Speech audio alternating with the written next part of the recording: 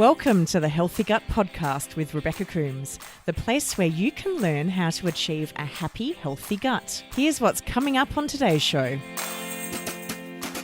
Welcome to episode 15 of the Healthy Gut Podcast, and today we're joined by Dr Mona Morstein, who has a BS in Food and Nutrition and earned her ND and did her family residency at the National College of Naturopathic Medicine in Portland, Oregon. After running a successful private practice for 13 years, she joined Southwest College of Naturopathic Medicine and was chair of nutrition and a gastroenterology professor and supervising physician of students in the outpatient medical clinic for 11 years. Dr Morstein is back in private practice and is recognised as an expert on pre-diabetes and diabetes, and also specialises in gastroenterology and hormonal disorders. She is part of the Arizona Diabetes Coalition and the Crohn's and Colitis Foundation of America's Medical Advisory Board in Phoenix, Arizona. Dr Morstein is the founder and executive director of the non-profit Low Carb Diabetes Association, and her book, Mastering Diabetes from Victim to Victor, is due for release soon. Diabetes is a topic that is close to my heart. I have a very good friend who has diabetes, and I think it's something that we should all be very interested in because it is becoming epidemic in the number of people, particularly with type 2 diabetes. So we talk about diabetes and why gut health and diabetes are so interlinked. So I hope you enjoy today's episode with Dr Mona Morstein. Dr Mona Morstein, it is an absolute pleasure to have you on the Healthy Gut Podcast. Thank you so much, Rebecca. I'm really delighted to be here. And it was lovely to meet you in person at the SIBO symposium in June earlier this year. And we did have a bit of a chat about diabetes and gut health at the time. And it's just great to now be able to share more of our conversation with our listeners. I'm excited. Yeah, I'm excited to be here and fill in any blanks that you ask about. Yeah, wonderful. So I always ask this question to start with, and I'd love to start with your story, how you ended up becoming such a well-versed and person who specializes in gastroenterology and diabetes. Well, after I did my medical school training and residency in Portland, Oregon at National College, I moved out to Montana.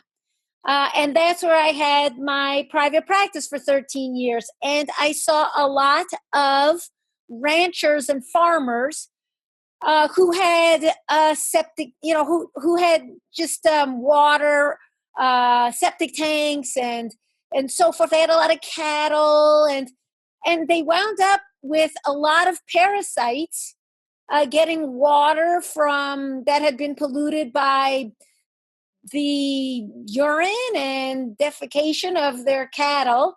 And they had a lot of food allergies. And so I kind of was just brought into treating a lot of gastrointestinal conditions during my years seeing the farmers and ranchers there. And I really enjoyed it. And it really seemed to be helpful to them. I also got very interested in diabetes during those years, because I did not know much about it. And when people started coming to me with diabetes, I realized if I'm going to be a responsible physician, I really had to learn quite a bit about this condition. And I actually flew back east and mentored with Dr. Richard Bernstein, who's written a very famous book, Dr. Bernstein's Diabetes Solution. I've worked with him and stayed friends with him. And so those were the kind of the two tangents that developed equally during my time in Montana. When I got to Southwest College, they needed someone to teach neurology or gastroenterology. And I felt very comfortable then becoming the gastroenterology professor, given my experience with the gut and how much I loved treating it. And I also, of course, continued my focus on working with pre-diabetic and diabetic patients. wonderful. And we're so lucky that you did go down that road, because you've definitely brought a wealth of knowledge to people. I'm particularly interested in diabetes. I have friends who have type 1 diabetes, but I'm also fascinated by type 2 diabetes. Could you tell the listeners a little bit about the difference between type 1 and type 2 diabetes? Sure. Type 1 diabetes is classified as an autoimmune disease, which means the body's own immune system becomes imbalanced and starts attacking some aspect of the pancreatic beta cell and or insulin itself. And as a result of that damage to the pancreatic beta cell, it no longer really produces insulin. And these people, in general, need to be injecting insulin. We have the childhood, the pediatric type of type 1, which actually tends to go, into actually the 20s, even though in medicine, pediatrics ends at 18 years old. Pediatric type 1 does get into the 20s as well. And then we have what's called LADA, latent autoimmune diabetes of the adult, which is a slower onset type 1 diabetes that tends in general to start happening from age 35 and older. And type 2 diabetes generally tends to happen to people who are overweight, particularly with abdominal adiposity, or that really means just a lot of fat in their midsection. That produces insulin resistance. And that means that really, even though they make insulin, their body cells just don't pay attention to it and don't create the signal that tells them to take blood sugar from the serum into the cells.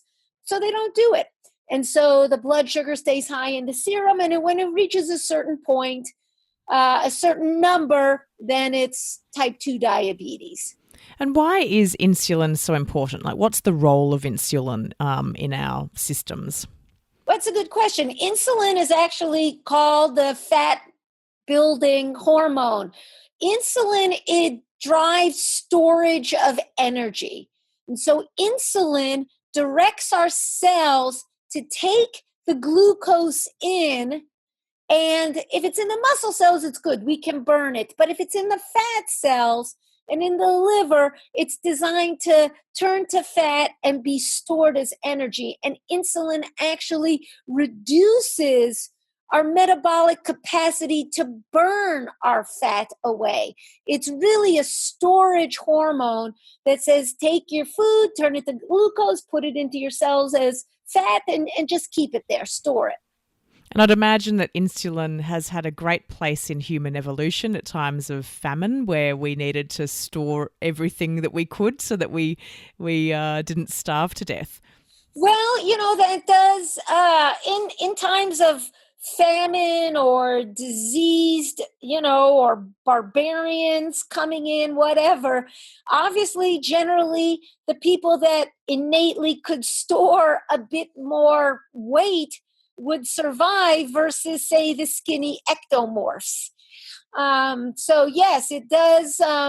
It does play a part in building up some extra storage of very high quality energy for those times when energy isn't available for us to eat at the amounts we need each day. I've always laughed that I would be one of those people that could survive the longest famine, because my body has been one of those types of bodies that I just need to look at something that's highly calorific and I'll put on pounds on the scales within minutes. So now that I've been going through this incredible journey of my own discovery towards health, I realise that perhaps it's all around my insulin that's causing these problems, not so much what I was eating. So I'd like to sort of talk about, why are we seeing, like, is diabetes 2 on the increase, and like how does one know if they're suffering it or they're at risk of having it? Well, diabetes is certainly a worldwide epidemic. 300 million people right now worldwide have diabetes, and we're talking type 2. And it is still in a very significant elevating crisis. There are many etiological factors involved in developing diabetes, from obviously the simple of overeating, and particularly overeating certain foods such as refined sugars and things like soda pop, just completely useless things on the planet. And of course, refined sugar in pastries and the white bread and so forth, but also just overeating in general, eating many more calories than a person really needs, not getting exercise, just staying on your computer all day and not getting out and getting exercise. And also we have environmental toxins are a huge burden on the body and produce both insulin resistance and autoimmune disease. We have genetics, of course, also involved. Type 2 has a very high genetic risk. We have nutrient deficiency because of the crappy diet people are eating. They lose nutrients that help the body be better with insulin sensitivity. We also have inflammation. The diet has, if it's very inflamed, that can produce insulin resistance. We have the microbiome, which I'm sure you're interested to hear about. We have other hormonal imbalances that can play or exacerbate all of these other factors involved.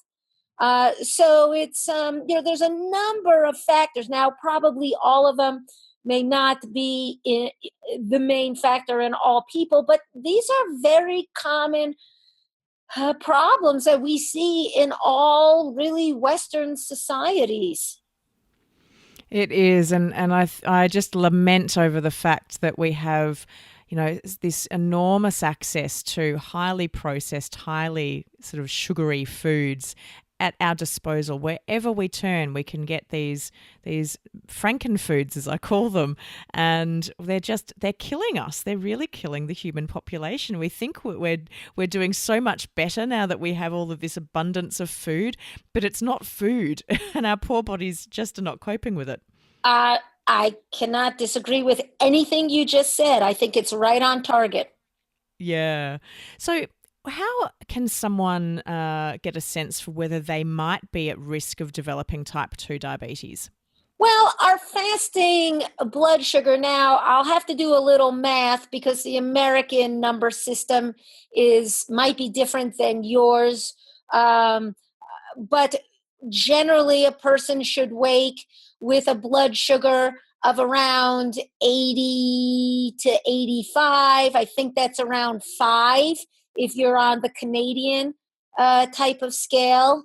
And if you're, so in American, if you're at above, from 99, if you're 100 to 125, I can do the math. Now, to do the math, you divide by 18, and then you get, if you're on, I know the Canadian system, it's probably maybe your system as well.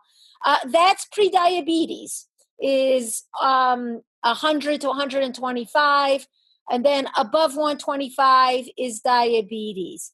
There's also looking at the A1C, but I personally do not diagnose diabetes from a hemoglobin A1C. I prefer to use what the endocrinologists like, which is to really make sure we have the blood sugars matching a diabetes diagnosis.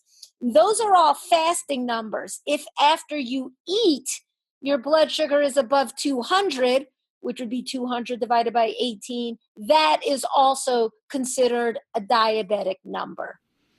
And are there symptoms that people can commonly feel without having to go and do a blood test that might be an indicator that, hey, things aren't going so great? Well, I think some of the main symptoms are you're overweight or even obese. You have low energy. You might have hypertension. In general, unless the type 2 is really amazingly and dangerously out of control, most type 2 patients are not going to be losing weight and urinating a lot like type 1 pediatric kids are, although you can see it in some people that have been very bad diabetics undiagnosed for some time. But they might develop some thrush. There might be some vaginal yeast, or in men, what we call jock itch, genital yeast, toenail fungus. Wounds don't heal well. If you get sick, you're not bouncing back. You're sicker for longer because high blood sugars really interfere significantly with the functioning of the immune system. So there would be these growing, subtle, and then more pertinent signs and symptoms in a person who has diabetes and isn't yet aware of it. And if someone suspects that they might be at risk of developing type 2 diabetes, or that they think, oh gosh, I think I might even have it, what's your advice in terms of what they should do next? Go right to their doctor and get some good blood work. Sure.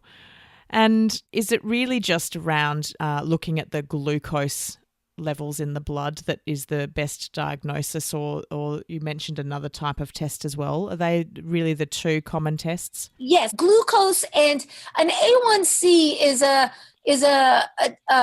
monitoring tool of diabetes. It measures how much of a red blood cell is covered in glucose.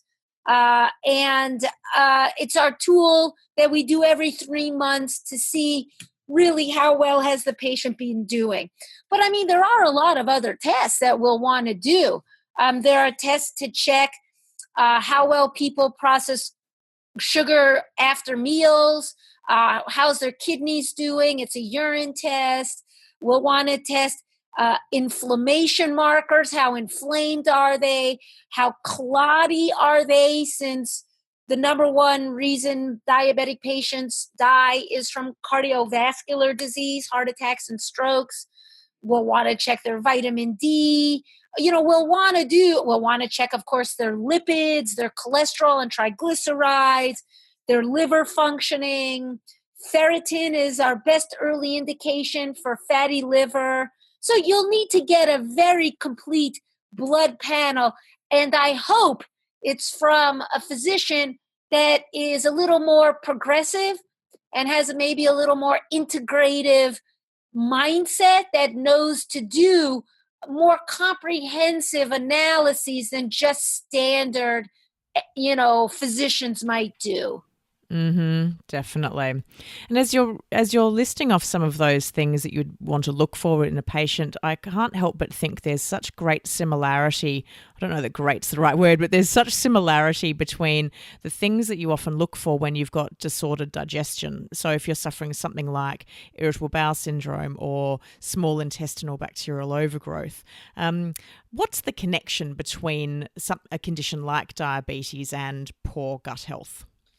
Well, it's interesting, but we definitely know that microbiome changes, and probably your listeners already understand the microbiome is the collection of bacteria, viruses, and fungi in the gut. It's supposed to look a certain way, but there's all different kind of ways it can get imbalanced. We do know that changes in the microbiome can produce more systemic insulin resistance. We certainly know changes in the microbiome seem to definitely be associated also with systemic autoimmunity from what's called molecular mimicry. That if we get certain bacteria in our colon and our immune system is attacking it, and the protein on that bacteria looks similar to a protein on an organ in our body, then we can start attacking that. We also know, for example, there's a condition that's oftentimes associated with type 2 diabetes in obese patients called fatty liver, which is when the liver, which is supposed to be 5% fat uh, content, it goes over 10% or even more.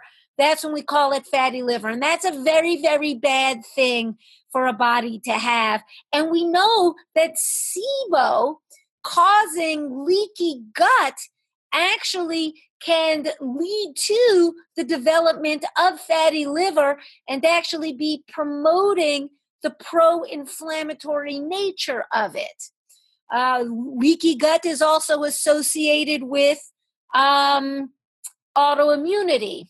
We know that a low-carb diet, when you're not eating grains, can actually be very, very, very unhealthy to the human microbiome because those particular fibers feed the beneficial bacteria. Those bacteria make short-chain fatty acids, and short-chain fatty acids are the food for the colon cells. So we start seeing dysbiotic changes when, and of course, removing grains from both a SIBO patient and also type 2 diabetes, very similar. But this is why it's so important when I put a type 2 diabetic on, obviously, a low-carb diet, I put them on a lot of fiber powder.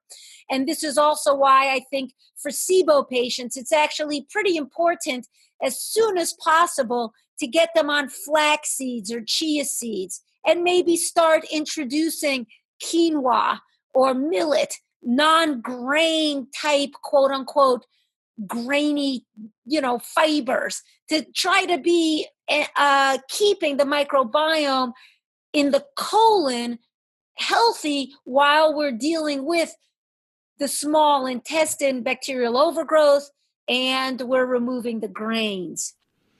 That's really interesting, and I'm just I'm thinking of the times that I've gone strictly grain free to try and heal my gut, and I hear from so many people around the world who have been on these incredibly restricted diets for years for some of them, and I just think, gosh, what is it doing to their microbiome when they're literally eating 5 foods? They're left with 5 foods. It's true. It really is a problem for the gut. It's a problem for digestive enzymes. Digestive enzymes are what we call inducible in that the more variety of food you eat, the more they're going to be making all of these different enzymes. And if you just don't eat this or that food, and especially say a macronutrient, the pancreas is going to say, you know what, forget it. You're not eating the food. I don't want to waste any energy making this enzyme. And then we start seeing people starting to put food back in, and they can start having maldigestion, sometimes not because they really can't, because of the food, but because this restriction of their diet intake has really inhibited the variety of digestive enzyme production. Mm-hmm. And I know with myself that as I came off my SIBO diet and I was only strictly on it for 6 months, I just rejoiced in being able to increase my food again. And I now eat, I really work hard every week to make sure I'm getting a really broad variety of fruits and vegetables and different types of protein and other fibrous foods so that I can help replenish this little microbiome of mine that's living in my gut that's desperately trying to get well again. That's obviously good, but I also think, remember, we have this mind-body-mind connection, and the more I'm sure you're enjoying your food and being happy, actually makes a healthier biome than feeling depressed and restricted. And that goes from the gut, right? The gut also makes the mood, doesn't make the mood, but it has implicating factors on just how we enjoy life. And, when we're working with patients with real physical problems, and we do have to do restrictive diets, helping the microbiome, and also just trying to do as comprehensive a program we can so they can start adding foods back in as expediently as possible. It's just a good mind-body connection. It is totally. And I remember back to when I first got my SIBO diagnosis, and I felt pretty angry at the entire world for putting me on this restricted diet, and I felt unfair that it had happened to me. And about 4 weeks into my treatment, I really had to have a good stern talking to myself, and I really checked my mindset because I realized I'd become incredibly negative every time I sat down to eat, and I flipped it on its head and I started looking at my food and kind of thanking myself and the universe for giving it to me and for giving me the nourishing qualities that I had to eat, and the fact that I had this beautiful, healthy, gorgeous food to consume. And within days of changing that, my recovery felt like it sped up. And now I really work hard with myself and some of my clients that I work with who have SIBO themselves around that mindset piece. It's so important that we feel positive, I believe, in the food that we're consuming, so that the body is getting those signals. Hey guys, this is great food. It's going to do some good work for us. Let's all be happy that it's coming on board. Yeah, I totally agree with that. And I think it's very important, and we have to, all of us individually, but also with our patients or clients, we can't ever forget to work on that mental, emotional level. It's so easy to be, sit at a desk and say, hey, stop eating this and this and this and this and this. And, it can be very devastating to people to have these restrictions. And I think it's important to really work hard to show what they can eat, and also to try to put, if you break a leg, it's not very happy, but you have to be in a cast for 2 months because your body has to heal. It's telling patients that your gut has kind of broken, and we've kind of got to put a cast on it and have it heal. And just to get the mindset in a more positive or accepting way, I agree. I think that massively increases the healing. And people don't have to be on this diet for years and years and years. No, and nor should they, I believe, or do they want to be. It's not fun being in such a restricted state where you feel like you're missing out, and that really helps to hinder the process, I think, psychologically. But, having that eye on the ball in terms of, I've got a goal that I'm working towards, and I love that analogy of your gut is like a broken leg. It just needs some time to heal. Let's put a cast around it and that's what give it the support. Yeah. Can we talk a little bit about the just if there is a parallel between SIBO and diabetes, or gut disorders and diabetes? Is there a connection? Well, of course, diabetes, we do have what I mentioned earlier, fatty liver as a gut problem. We do have a very unhappy, unhealthy, and inflamed liver. Now, in terms of diabetes, there are obviously, we do know antibiotic use, of course, which can be a main predicating factor for SIBO patients. And also just in diabetes, in terms of just changing the microbiome and making people more insulin resistant. One of the main reasons they got into giving cattle antibiotics, because, our agri industry in the United States is really just an awfully unhealthy whole, corporation, and their methodology. But when they give antibiotics to cattle, the cattle become like insulin resistance. They gain weight, they gain fat, they marble. And this is why they like to give antibiotics to cattle, because they get bigger and fatter.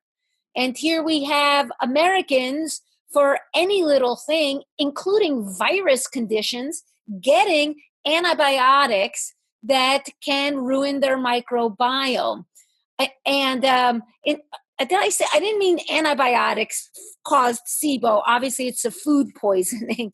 I think I might have misspoken there.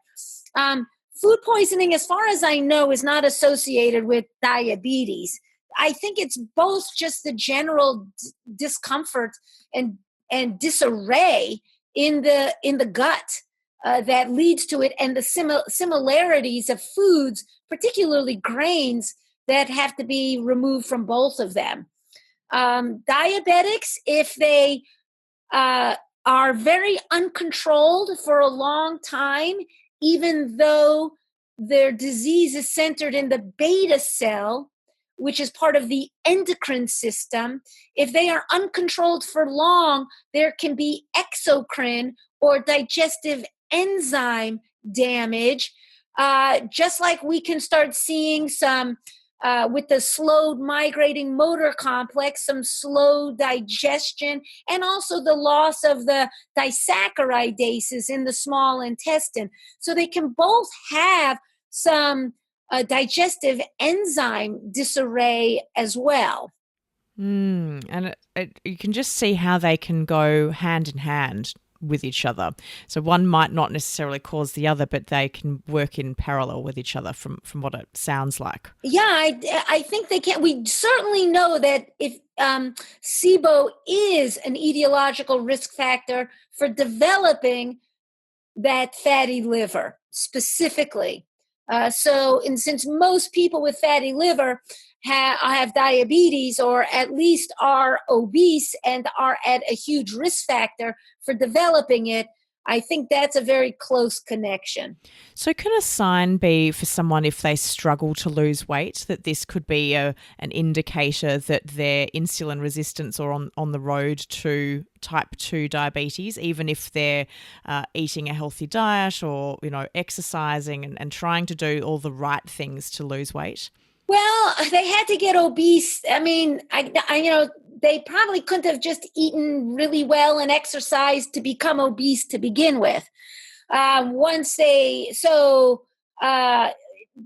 Just to come back along those lines, insulin resistance is a frustrating medical condition because since so much insulin, when you are insulin resistant, your body actually produces more insulin to hammer the cells into accepting the glucose.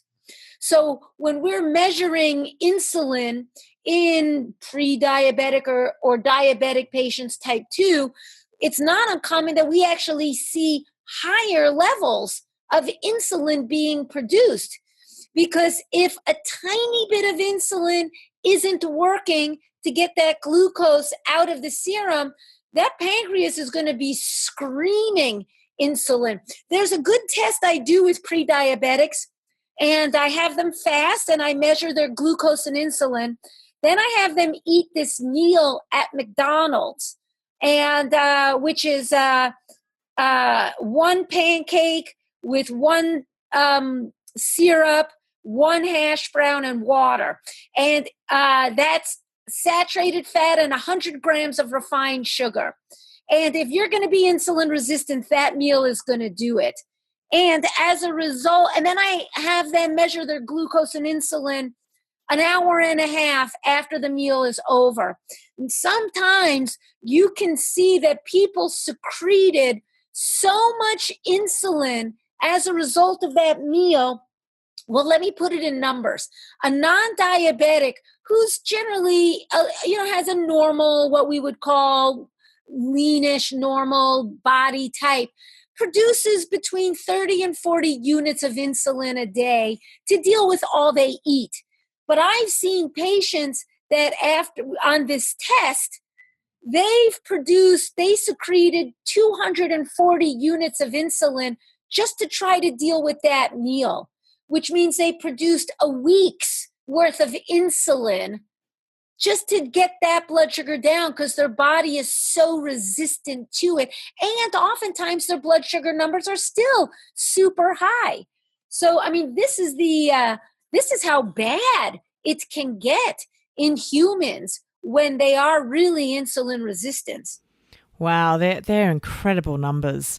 And I'm guessing that this takes some time to develop. Am I right in thinking that you don't just wake up one day and suddenly become insulin resistant, that it takes time and poor diet to get you there? Yeah, it takes time and poor diet and lack of exercise. And maybe another thing is maybe you have obstructive sleep apnea. Maybe genetically you don't detoxify the pesticides and herbicides, all of the chemicals and the heavy metals that are just rampant in the environment worldwide today. So slowly you start gaining a little weight and, your numbers start inching up year by year. And of course, there's a kind of a negative feedback that as you keep eating this and keep getting toxins and you're not maybe sleeping well and you're not exercising, you do have less energy and maybe you're depressed and you do some emotional eating and so forth. It can just kind of snowball. And over the years, yes, absolutely. It's not from Tuesday to Wednesday.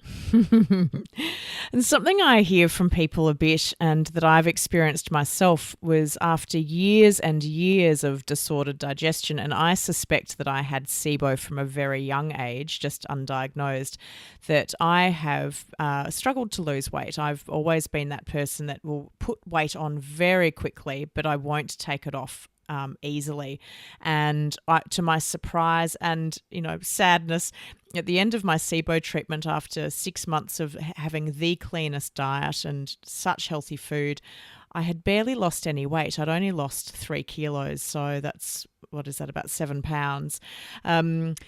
Which wasn't very much given that I had stripped out any kind of what I'd consider naughty food. And I also noticed when I started to reintroduce carbohydrates and I attempted to eat sugar, be it with honey or even if it was a refined sugar, that I felt it really quickly in my blood sugar. I felt, like I could feel a spike. I could feel kind of shaky and quite an intensity to that. And I've spoken to other people who also have similar experiences. So that leaves me wondering if that is a sign that you might be suffering from insulin resistance, if you can actually feel the impact of sugar on your bloodstream. Well, you're either reactive hypoglycemic, or maybe you are having some hyperglycemic symptoms. That test would be great for you. The one I've mentioned, the before and after glucose and insulin with the meal challenge. That would give us a really good amount of information to learn how your body is processing foods in terms of blood sugar. Gosh, it would, but what a horror for me to have to walk back into a McDonald's after years of avoiding it. Well, the standard conventional test is just to drink a bottle of glucose, straight glucose. And that's an option, obviously, but I like using food because that's what people are eating. They're eating this food and I like to see it, what the effect is on the person. But if you were very leery, then even the glucola could work for you. Yeah, definitely. So what can people do, if they're listening to this podcast and I think, my gosh, that just sounds like me, it sounds like my story. How do you then work with your patients in terms of getting them back into better health? Well, the way I set things up, my first office visit with a patient is an hour and a half. And that visit is just a very comprehensive intake and a physical exam. And then in that interview, I decide with, what test, like if it's a gut person, there's a three main triad test that I do. Obviously, one is a SIBO breath test. Another is a food sensitivity test. And then there's also a stool analysis to see what's going on with the microbiome, more specific to the colon. Of course, we know very clearly that a stool analysis has zero information about the small intestine. It's only about the colon. And so if those are, and then of course, I'll send people home with a diet diary. I make all my patients record their diet for a week with symptoms and how their bowel movements are.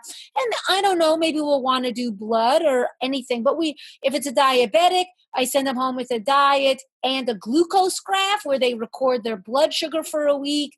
I probably will want to do blood work with them. And then in the second treatment visit, when I have all the tests back, that's a whole hour, and it's starting it sets up the entire treatment. Whether it is SIBO, the test was positive, or whether it's food sensitivities or a gut microbiome problem in the colon, or the diabetics, going over the diet and exercise and medication, if they're on it, reducing it. If they're on insulin, for example, we've got to massively reduce it when they go on a low carb diet. I go over supplementation. It's the whole. So that's how. And then we have follow-ups after that. But that's how I set my clinic up. It seems to work really, really well. And who are the types of people that you commonly see coming into your clinic? Well, my clinic is full family practice, so I see kids and adult women and men. So since I'm pretty good with diabetes, I do see a lot of type 1 diabetic patients. I do 2-day seminars on how to use insulin. So I feel very confident using insulin with all patients in all situations. But otherwise, there's a lot of men with SIBO. There's a lot of women with SIBO. So I see everybody along those lines. Yeah, sure. And in terms of the use of insulin, do you like using insulin for type 2 diabetes, or do you try to keep that as a last resort? Well, of course, insulin for type 2 diabetes it's a terrible idea. It's certainly, the problem with medications in type 2 diabetes, I don't mind metformin. Nobody minds metformin, glucophage. That helps reduce a little insulin resistance in the liver. And it doesn't make people gain weight, which is a big problem with many of the medications for type 2 diabetes. The problem is that no medication right now in clinical use actually treats the condition, which is insulin resistance. We had some drugs called TZDs, Actos and Avandia, and they did decrease insulin resistance, but their side effects were so awful that they're just not in clinical use anymore. So none of the drugs that we have now for type 2 diabetes, aside from metformin, which is more specific to the liver and not it doesn't really work with the fat cells or so forth, they don't really treat the condition. And of course, we'll start with oral medications if we need to. And then insulin is generally a last resort, even though there are studies showing using insulin right away in very poorly controlled initial type 2 patients can really get them under control very quickly. Nobody wants to do that. Doctors don't want to do that. Patients don't want to do that. And frankly, if I put them on a low carb diet and I put them on, and they start going for some walks, and we test them for sleep apnea and maybe get them on a CPAP machine if they need it. And we're doing stress relaxation, and I'm putting them on supplementation, and maybe I'm helping their liver and getting them sweating so they can start detoxifying. You have no idea. I mean, you do have an idea, but oftentimes people don't need any medications at all. That this is the condition. We're going to get it under control just through comprehensive integrative medicine. And that's why I formed the Low Carb Diabetes Association at lowcarbdiabetes.org. Although don't check the website out yet. We hope to launch it in about 3 weeks. But this is because using comprehensive integrative medicine, not just the diet, but the diet and detoxification and supplementation and sleep and stress and healing the gut microbiome. And then, medications, these all have to be worked together to really get a complete, reversal of type 2 diabetes. I'm currently doing Dr. Michael Mosley's 8-week blood sugar diet, which is very much what you're talking about. So it's a severe reduction of sugars and carbohydrates from the diet, and also restricting calories. So you do 800 calories a day for the 8 weeks. And I'm doing it as a self-experiment, really, so that I can see whether something like that supports my body to try and finally release some of this weight now that I've been actively healing my gut and getting rid of my SIBO.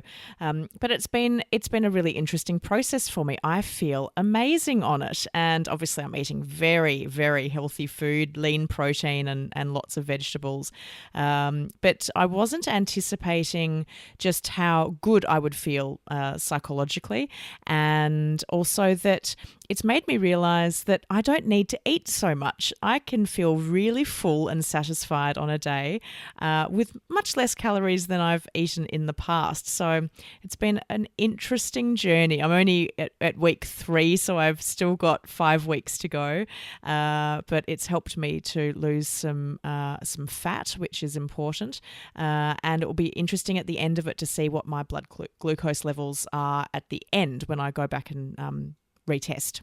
I'm glad, that is working for you, but I do have 2 caveats regarding that. One is when we eat less than 1,000 calories a day, that, slowly that's going to decrease our metabolism to the extent that when we are off of that and go back to, say, 1,400 normal amounts of calories, we can have that sudden weight return.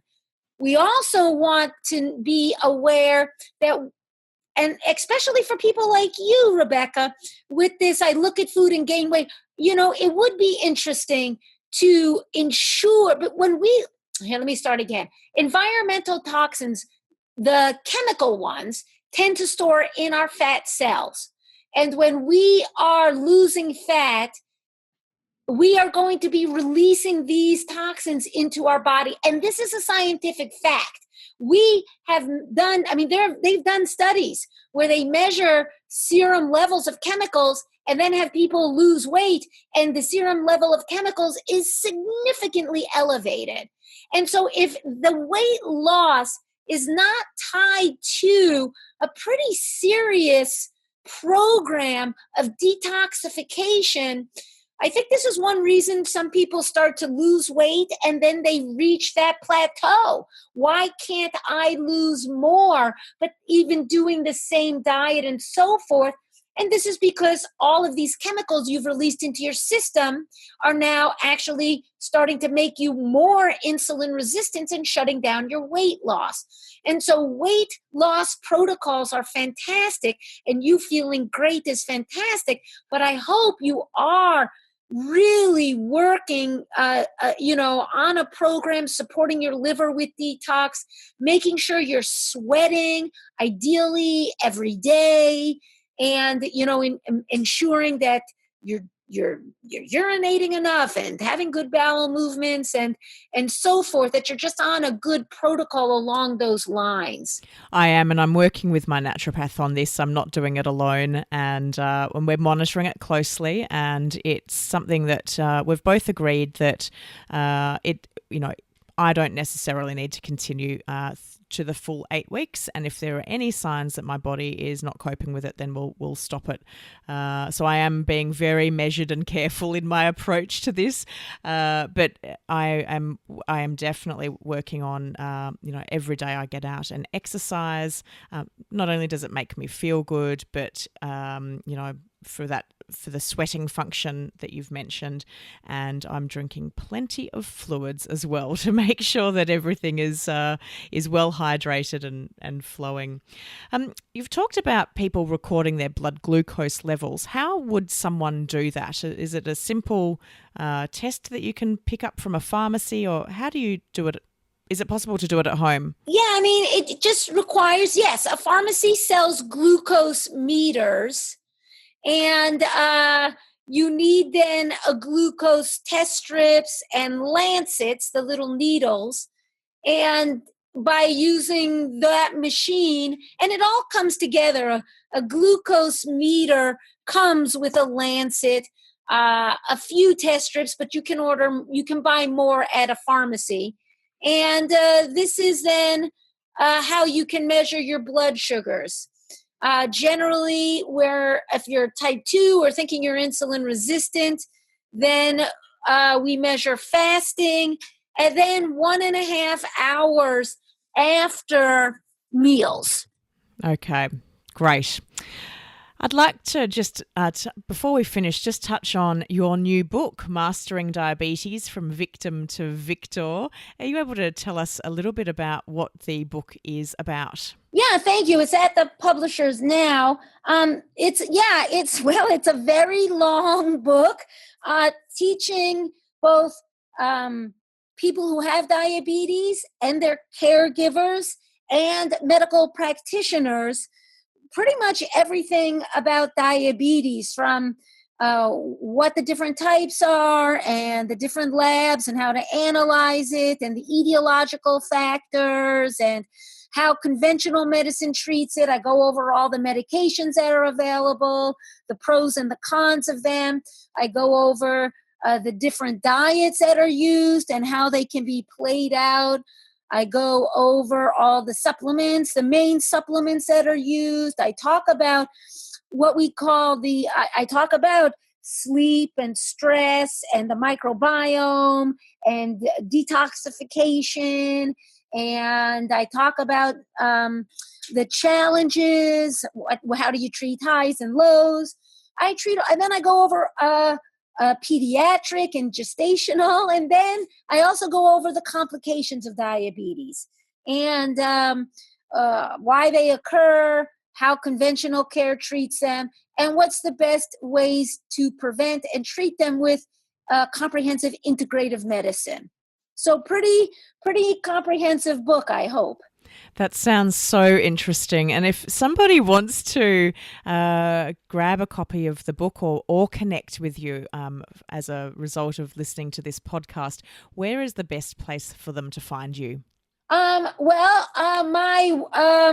website for my clinic is at azimsolutions.com, which stands for Arizona Integrative Medical Solutions, azimsolutions.com.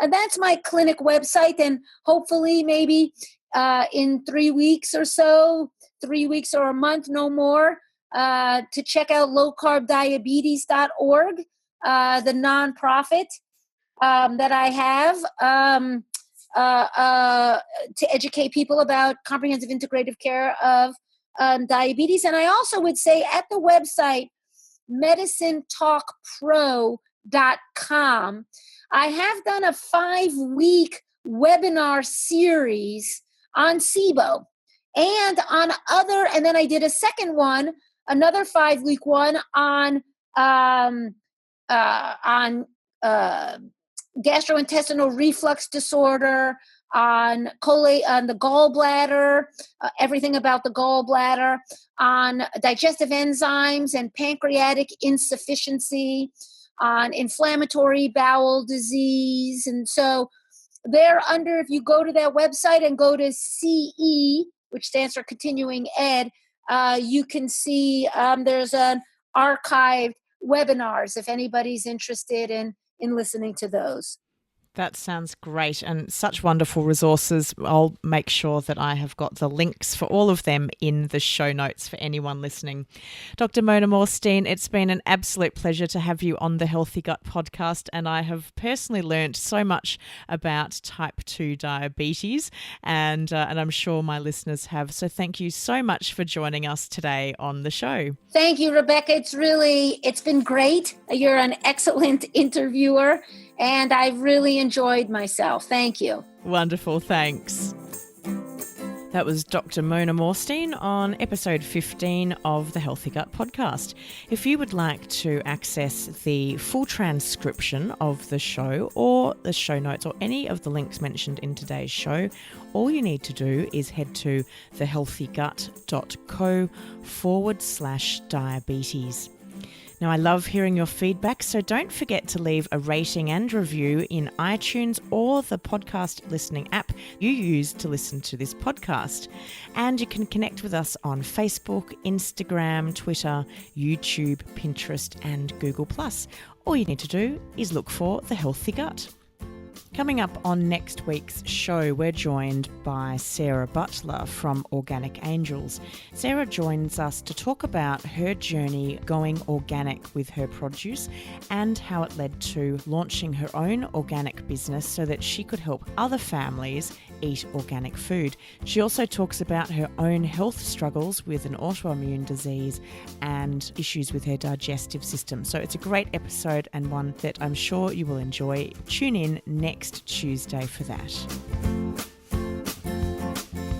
You've been listening to the Healthy Gut podcast with your host, Rebecca Coombs. To learn more about the Healthy Gut or our podcast, head to thehealthygut.co/podcast. And as we are fully funding this podcast, if you would like to help support the continuation of this podcast so that we can continue to bring you future episodes, all you need to do is make a contribution at thehealthygut.co/podcast.